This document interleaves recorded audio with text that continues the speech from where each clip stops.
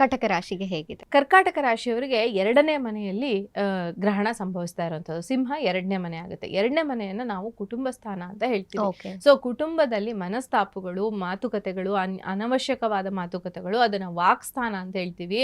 Unwanted ಆಗಿ ಮಾತಾಡಿ ಸಿಕ್ಕಾಕೊಳ್ಳುವಂಥದ್ದು, unwanted ಆಗಿ ಯಾರ ಹತ್ರನೂ ಕಮ್ಯುನಿಕೇಟ್ ಮಾಡಬೇಡಿ. ಅಲ್ಲಿ ನೆಸೆಸಿಟಿ ಇಲ್ಲ ಅಂದ್ರೆ ನೀವು ಎದ್ದು ಬಂದ್ಬಿಡ್ಬೇಕು, ಈ ತರದೊಂದು. ಆಮೇಲೆ ಹಣಕಾಸಿನ ವ್ಯಯ ಹೆಚ್ಚಾಗಿ, ಹಣ ಉಳಿಸಕ್ಕಾಗದೆ ಹೋಗ್ಬೋದು, ವ್ಯಯ ಆಗಬಹುದು.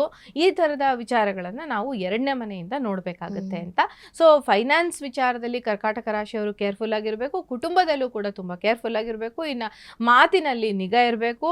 ಫುಡ್ ಹ್ಯಾಬಿಟ್ಸ್ ನ ಸರಿಯಾಗಿ ಇಟ್ಕೊಳ್ಬೇಕಾಗುತ್ತೆ. ಯಾಕೆಂದ್ರೆ ಅನ್ವಾಂಟೆಡ್ ಆಗಿ ತಿಂದು ಸ್ಟಮಕ್ ಅಪ್ಸೆಟ್ ಮಾಡ್ಕೊಳ್ಳೋದು, ಪಾಯ್ಸನಿಂಗ್ ಆಗೋದು, ಸ್ಟಮಕ್ ಪಾಯ್ಸನಿಂಗ್, ಫುಡ್ ಪಾಯ್ಸನಿಂಗ್ ಆಗೋದು, ಈ ತರದೆಲ್ಲ ಅವಕಾಶ ಇರುತ್ತೆ. ಹಾಗಾಗಿ ಸ್ವಲ್ಪ ಈ ವಿಚಾರದಲ್ಲಿ ನೀವು ಜಾಗರೂಕತೆಯಿಂದ ಕರ್ಕಾಟಕ ರಾಶಿಯವರು ಇರಬೇಕಾಗುತ್ತೆ.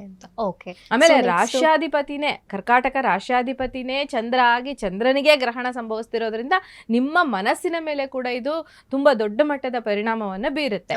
ಸೊ ಹಾಗಾಗಿ ಮನಸ್ಸಿನ ಹಿಡಿತಕ್ಕೋಸ್ಕರ ನೀವು ಖಂಡಿತವಾಗೂ ಈ ಸಮಯದಲ್ಲಿ ಮೆಡಿಟೇಷನ್, ಮಂತ್ರ ಜಪಗಳನ್ನ ಮಾಡ್ಕೊಳ್ಳೇಬೇಕಾಗುತ್ತೆ.